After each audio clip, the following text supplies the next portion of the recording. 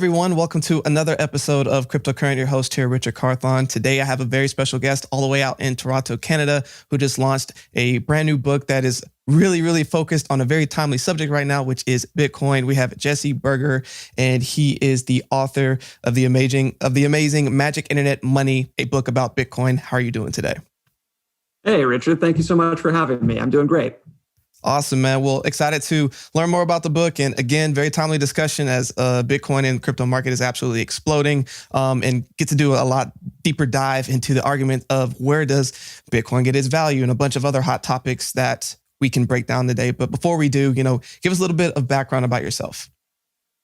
Sure thing. So my background, I spent 10 years working on, Bay Street, which is sort of the equivalent of Wall Street here in Canada. And I worked in retail banking, investment advisory. I did management consulting and market research. I have my MBA, and I'm also a certified blockchain professional. That's amazing, man. I mean, you're primed for this subject, and it sounds like you have been looking into this subject matter for a while. So what was that first introduction into the crypto blockchain space? Like, what piqued your interest in this? Yeah, so I first came across Bitcoin actually in 2011 while I was working in investment research or investment advisory, pardon me. But the reason I got interested in it was because I had a background in economics, and I sort of was red-pilled on Austrian economics back in 2007 when my career began. So before Bitcoin, crypto, blockchain, before any of that was even a glint in Satoshi's eye, I had been going down the Austrian economic rabbit hole and came across Bitcoin in 2011, but didn't actually purchase any, or because I was a banker and didn't know, how I would even hold my private keys or anything like that. So quickly, I understood the premise of there was a fixed supply of 21 million coins. I understood the premise that it was issued on a predetermined schedule. And I vaguely understood that there was some kind of cost, this energy cost associated with creating the coins. But beyond that, I didn't understand anything. And again, that's in 2011. But I didn't start actually experimenting with and using the technology until the beginning of 2017.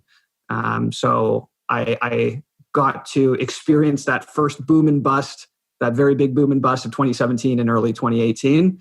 Right. And at that point, basically, I knew that I wanted to be involved with Bitcoin. I knew I wanted to contribute to it some way, somehow.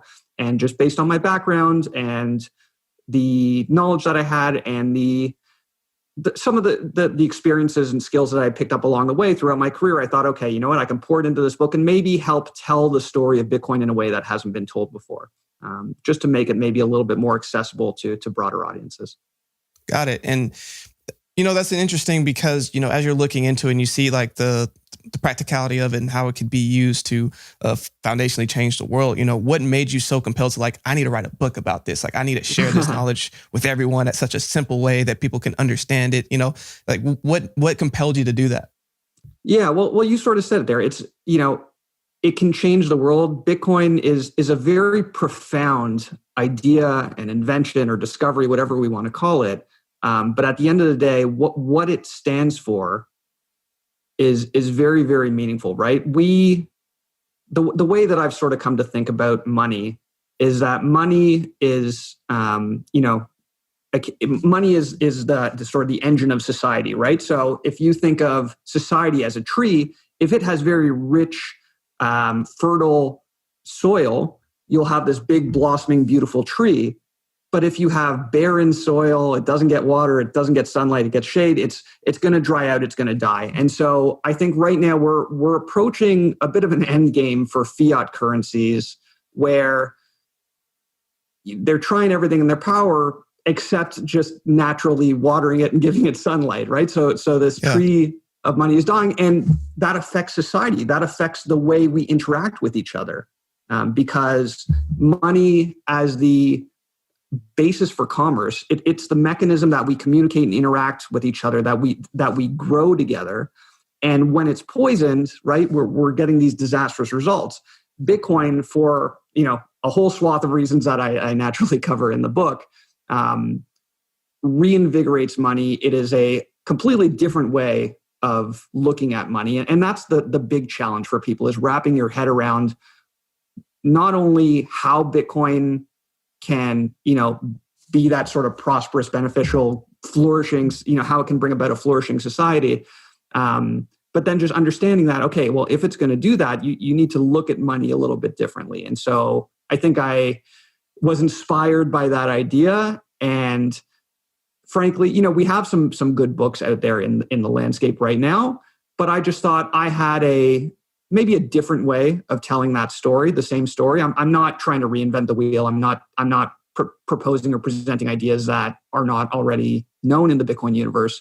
It's more so giving them a different framework to help someone sort of visualize it and really maybe wrap their head around it a little bit better. For sure. And I mean, before the interview started, actually, I was looking into the book and Jesse was kind enough to tell me one of the unique approaches that he did was each page has its own unique value, where it's a title, where there is also, I believe, a quote, and then also just a subject to go back to that you can always go back and reference. It's a great way to read and take notes and have a point of reference. Can you kind of speak to that a little bit?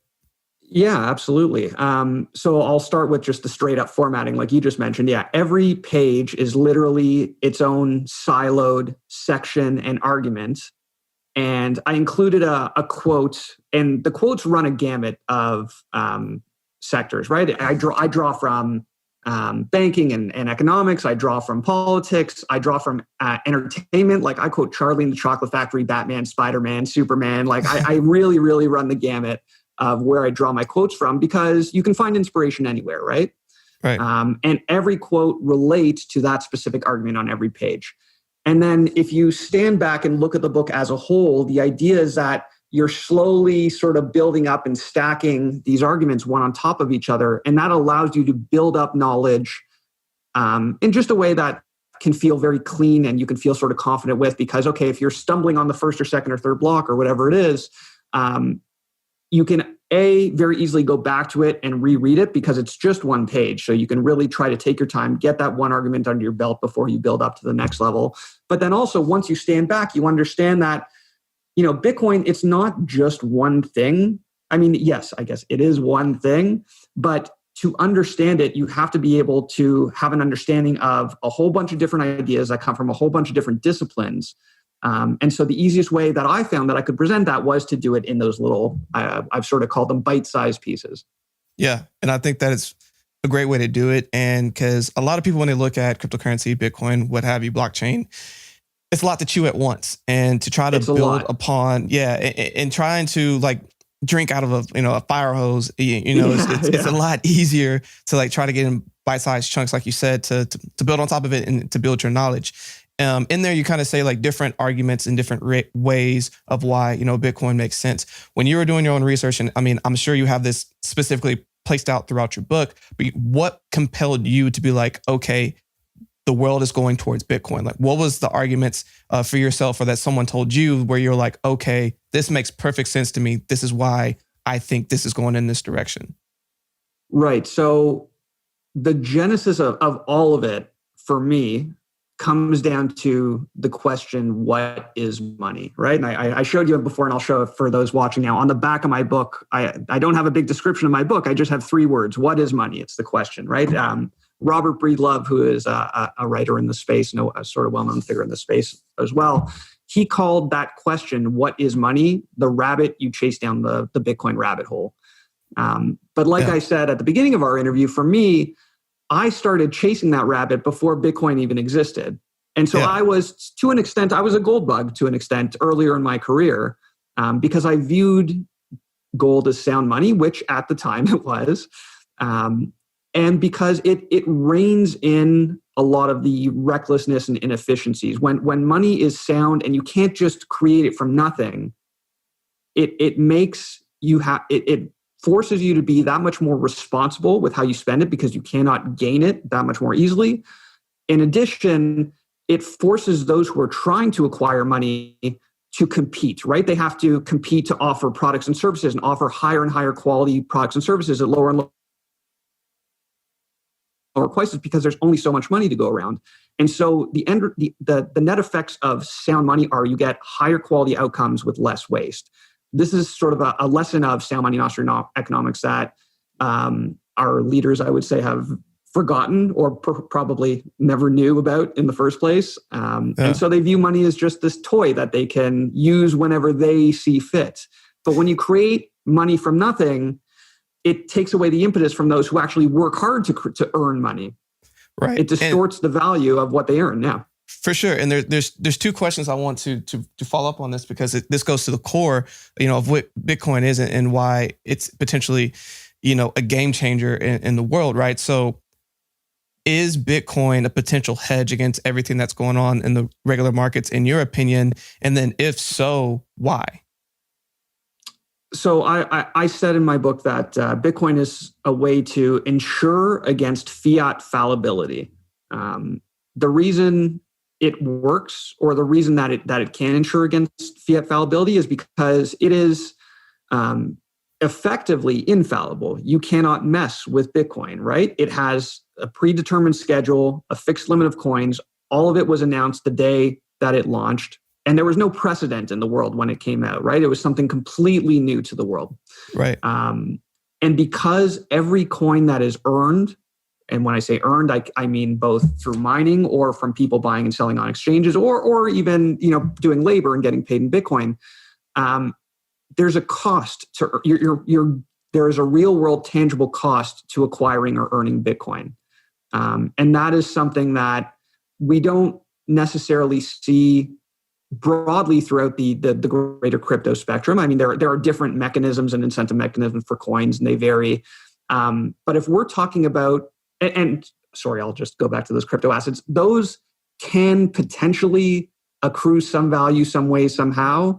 But to me, I find those to be a little bit more experimental, whereas this is very robust, very battle-tested, battle-hardened. You don't see an asset like this ever. This is truly one of a kind. Literally, the point of proof of work is for Bitcoin to existentially prove its own scarcity, in a certain. So it is real quick. Actually, unique. I want to stay there for a second. So, and I've had a lot of people try to explain proof of work in its simplest way for you to explain what is proof of work, and how does that then show Bitcoin's value? Can you kind of speak to that for a second? Sure. Yeah. Your proof of work is literally documenting the effort required to create new Bitcoins and to verify the transactions that are happening on the network. And so, as I was sort of saying, that because the chain is connected and the proof is constantly connected, you are verifying. Anytime you're verifying the chain, you can verify all the way back to the beginning of the chain. If you were to try to make a change to Bitcoin, to some block you want to take or move someone else's coins, you would have to undo all that evidence, because all the evidence is connected. All of the work is proven, right? It's literally right there in the title. And that's, again, the way that it's been executed, the way that all the sort of puzzle pieces of Bitcoin fit together is extremely unique. The way, not only that the technology works, but the way that the different stakeholders, be it developers or node operators, or miners, right? And then the users, the way they all interact, we all have incentive to be on the same page. And that's that's one of the things that, again, makes it very unique. And then again, proof of work, that's one of the best ways I can put it, is that it literally, its purpose is to prove its own scarcity. Right. And to that point, how is that way more valuable than the current systems that are in place, whether it's, US currency, Canadian, or whatever currency that's out there? And even what we're facing in the current landscape, which is, COVID times, where people are just printing more money. Can you make some parallels to that very quickly? Yeah. Well, I mean, first of all, there's no way in the current environment to actually know how much money is out there, right? There are different levels of measuring money. There's actual physical cash. There's deposits in bank accounts, which, is broadly, I guess, M1, the M1 measurement. But then you have M2 and M3. So you have these different sort of measurements of money. And at this moment in time, no one can give a perfectly definitive answer of how much money is in existence. Banks can lend regardless of how much they have in reserves. They can create money by issuing a loan and without actually taking money from another account to lending it out, right? So they're just making paper promises. These are empty promises. That's the parallel, right? All those promises, there's nothing actually supporting them, backing them, other than, the threat of government to say, yes, this is our legal tender. This is what you must use as money. But it's someone pointing at you saying, this is what you must use. Bitcoin is completely voluntary and completely, you can verify the entire supply. You can verify your own supply, how much you control with your private keys.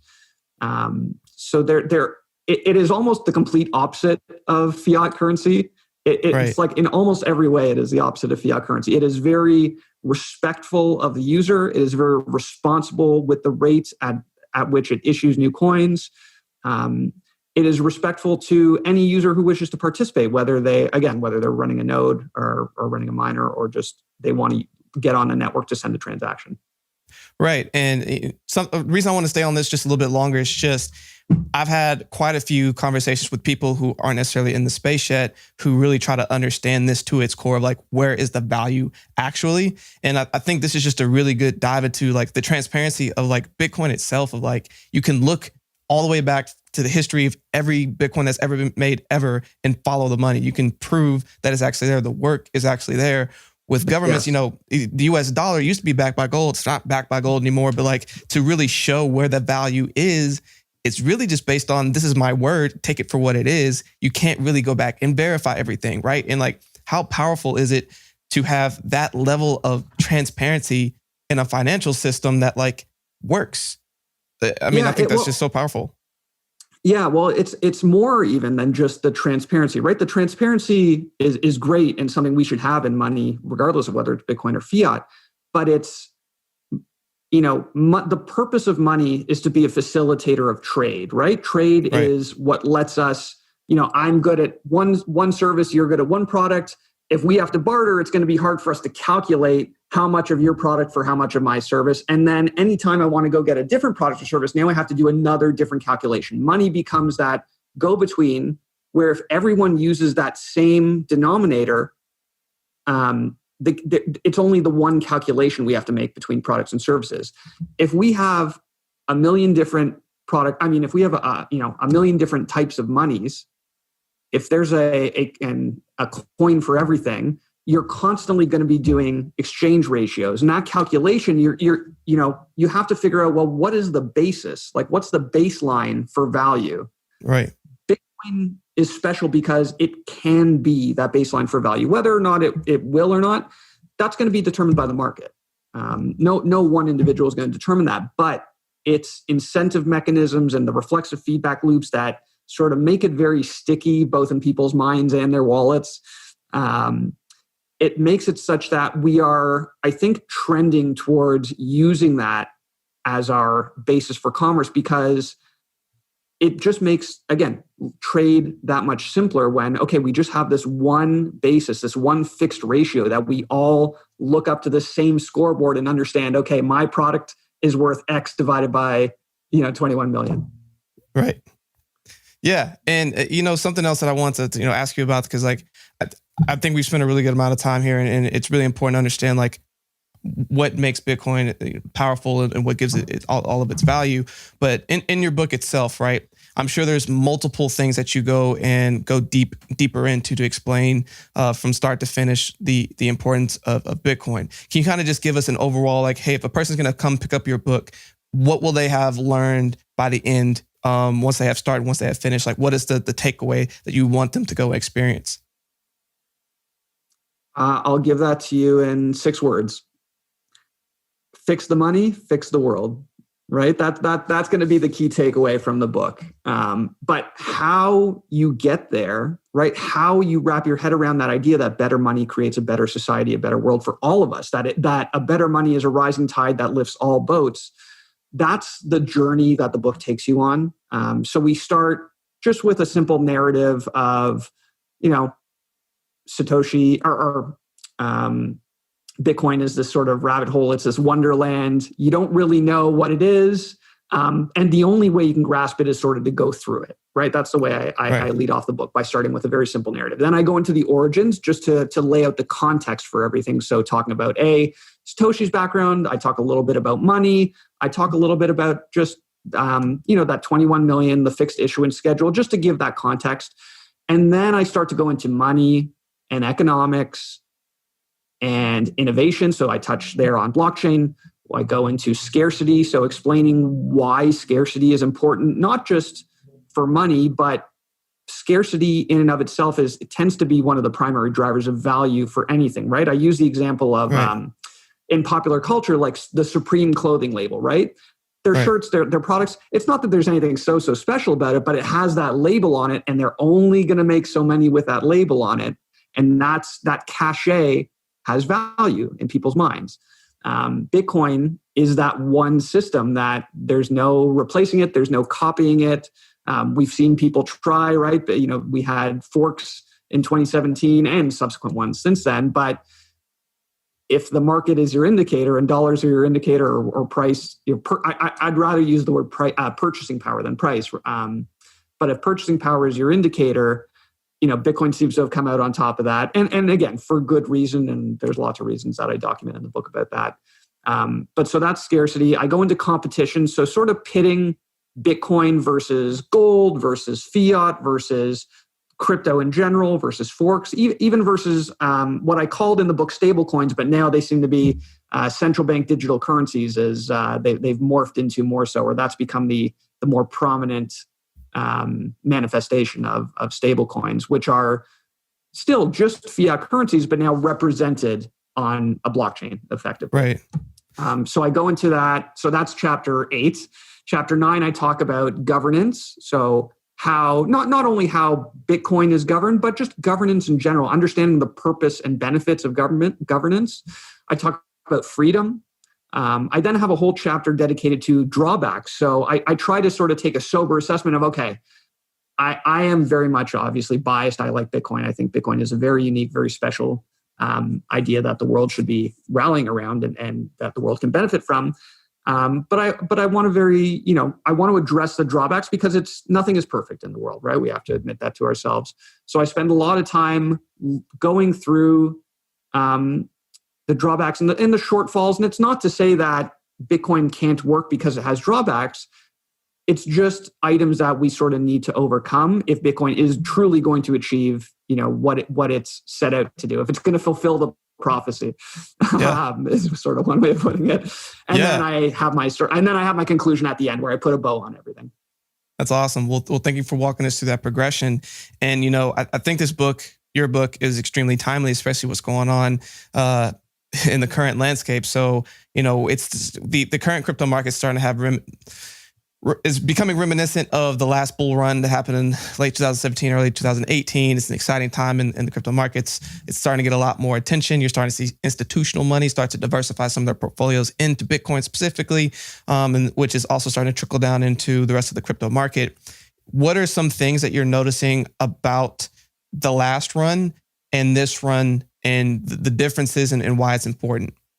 Yeah, this time around compared to 3 years ago, it feels a lot more legitimate, and in the sense that there's a lot more, not just institutional interest in purchasing Bitcoin, but the institutional infrastructure to allow them to buy Bitcoin. That wasn't there in the past. So that part is different. And then the background that we live in, right? There wasn't necessarily an urgency 3 years ago for a new reserve currency of the world or a pristine reserve asset, as Raoul Pal called it. Today, it's a different story. Our reaction to COVID on the monetary front was very dramatic, whether it was taking out excessive debt, taking out, doing a lot of money printing for governments. And so that is sort of reminding everyone of the lessons that we may have already very quickly forgotten from 2008 or 2007 of the global financial crisis, where your money isn't necessarily yours. It is for this, our central governments or central banks to determine what money is. And they may not the decisions they make may not work out in your favor. It may work out in effect for a very small subset of people. And if you want to protect against that, that's what Bitcoin does. That's one of the things that Bitcoin does. The macro backdrop of Bitcoin today versus 3 years ago is drastically different. It just feels much more legitimate, and there's a greater sense of urgency for something like Bitcoin. Definitely. Definitely agree. 3 years ago, everything was a lot more speculative. And just like you said, there weren't clear guidelines of like, how do you really even get involved? Now there's definitely a lot clearer lines of like, okay, here's how we can get involved. Here's safer ways and multiple exchanges that have KYC and everything else that you can go and do that. But then also just Bitcoin has kind of survived the test of time. A lot of these cryptos, like the energy and work that's being put into it is that it's showing that it's not going anywhere, right? So I feel in a lot of ways that crypto was going to go one of two ways. It was going to crash and burn and be nothing, or it's going to be the next big thing, and it was going to legitimize, it was going to show its value, and the value is starting to be actualized. I think the next step in the overall crypto landscape is mass adoption. I think we are time away from that, but when you just look at it from a monetary standpoint, the value is there. And we live in a digital world. We live in a decentralized world, and you don't have to go through governments to actualize that value. And now governments are realizing that. They're like, wow, how do we jump on this? Like, how do we start to figure out how we can become a part of this next decade of value? And I think that's really powerful, because you're starting to see a lot of countries, one, taking it very seriously, and then two, figuring out how do they get in front of this instead of trying to catch up later.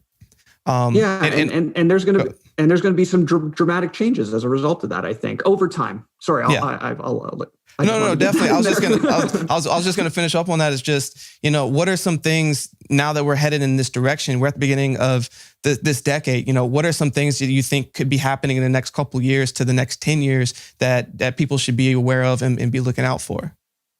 That's a very broad, very tough question for sure. For Bitcoin, for me, it's not that Bitcoin is going to change so much. We're seeing now miners are signaling that they're interested in Taproot, which is a technology or a software upgrade to help with privacy and sort of transaction scaling to a certain extent. And that's just another positive step in the right direction. What we're going to see, I think, for Bitcoin is on the technology side is just more continued progress. People in the past have been, I guess, critical of Bitcoin because it tends to move very slowly. But when you're talking about an asset that is trying to or could potentially become that pristine reserve asset of the world, you have to be very deliberate with what happens to it. You cannot afford a single mistake unravels everything, not just for Bitcoin, but for all of crypto, because the wider crypto market to a large degree is dependent, I think, on Bitcoin. And so you need to be very particular with it. You need to be very careful with it. So we'll continue to see progress on that technology front with Bitcoin, but be patient. It's not trying to move fast and break things. That's not, the ethos of Bitcoin, whereas some of the other assets out there might be looking to innovate that much more, that much quickly, I'm losing my tongue, pardon me. Might try to innovate that much faster. Bitcoin is very deliberate because as the base layer of value, potential final base layer of value for the world, we can't afford any slip-ups. What that'll mean for the future, it's a little tough to say. I think we'll start to move closer and closer to sort of that Bitcoin standard. It's still going to be, in my mind, it's not going to happen this cycle. I think it's gaining that much more legitimacy this cycle and that much more urgency, but we're not going to see it happen, over the next year or two. I don't think we're going to see governments or central banks add Bitcoin to their balance sheet right away. However, they will feel the pressure to start doing it. And, right. Maybe the next cycle that'll happen. Maybe there'll be one or two small central banks that do it in the next year, let's say.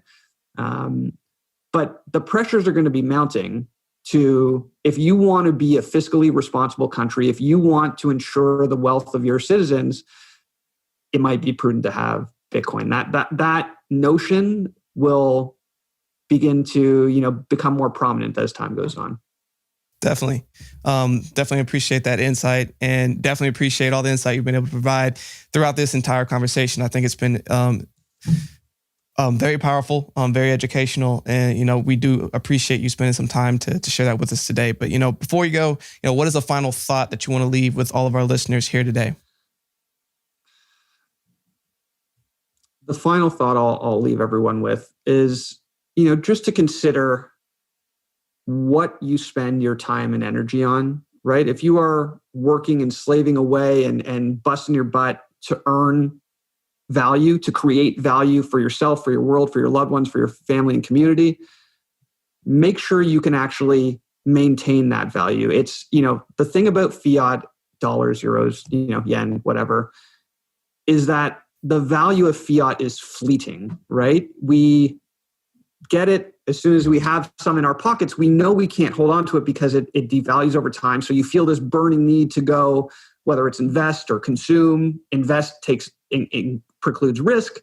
Consuming means you're basically destroying that value, even though you're going to get something for it. You're not going to preserve that value. Bitcoin gives you the option of preserving value, which allows you to plan for the future. And that's something I think the world is sorely in need of, an impetus to plan for the future and to really start to think forward about, okay, how are we going to best set ourselves up and future generations? Personally, I've made the case that Bitcoin is the answer to that. So yeah, I'll leave you with check out Magic Internet Money, a book about Bitcoin. But yeah, think about your future. Think about what it is you're earning and why you're earning it. Understanding money is the thing you need to really focus on. If you don't know what money is, why it has value, start there, and then you can branch out into Bitcoin and the greater crypto landscape if that's the way you end up wanting to go. But start with the money. That's the thing that you need to think about. Awesome. Well, definitely appreciate that final thought. Appreciate all that as well. What are some ways that people can connect with you and learn more about you, and also go order your book? Yeah, absolutely. So you can connect with me. I'm on Twitter at Jaybird, Jayberjay. My website is www.magicbitcoinbook.com. And it's on Amazon. So if you search for Magic Internet Money or Magic Internet Money, a book about Bitcoin, you'll find it there. Internationally, it's also on Kobo and a number of other e-reader sites. I'm on most e-reader platforms as well, but the paperback you can only get on Amazon right now. Awesome. Well, we'll make sure to include those links in the show notes as well. And everyone, thank you so much for listening. And make sure if you're watching this or if you're not watching this, go back and check us out on our YouTube channel. And of course, everyone that's listening, stay cryptocurrent. Hey, cryptocurrent crew, you asked and we delivered. We have received multiple requests for access to cool crypto and blockchain projects that you could use immediately. Well, we have recently launched our partnerships page. If you go to our website and go to the partnerships tab, you'll be able to see multiple companies that have partnered with us to not only give you access to the cool products that they have to offer, but then also give you cool discounts to get started today. So please go to our website, go to the partnerships tab, and check out the various partners that we have today. Hey everyone, I hope you enjoyed today's episode. For more information on today's episode and all of our episodes, please visit us at www.crypto-current.co. You can also find a link in the show notes. Want to stay up to date in the latest news in cryptocurrency? Sign up for our newsletter today. You'll receive daily emails Monday through Friday that are personalized and curated content specific to you and your interest, powered by artificial intelligence. You can either go to our show notes or go to our website to sign up today. Are you an accredited investor looking to invest in cryptocurrency? Crescent City Capital can help.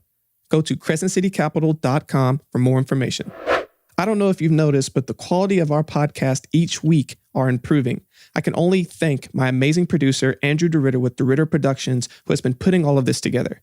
If you have any podcast, music, or audio needs, please go to DeRitterProductions.com. That's DERITTER Productions.com.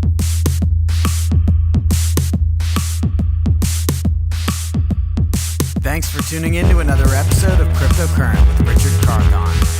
We'll be back with more more exciting developments from the world of blockchain and cryptocurrency next week. But until then, stay cryptocurrent.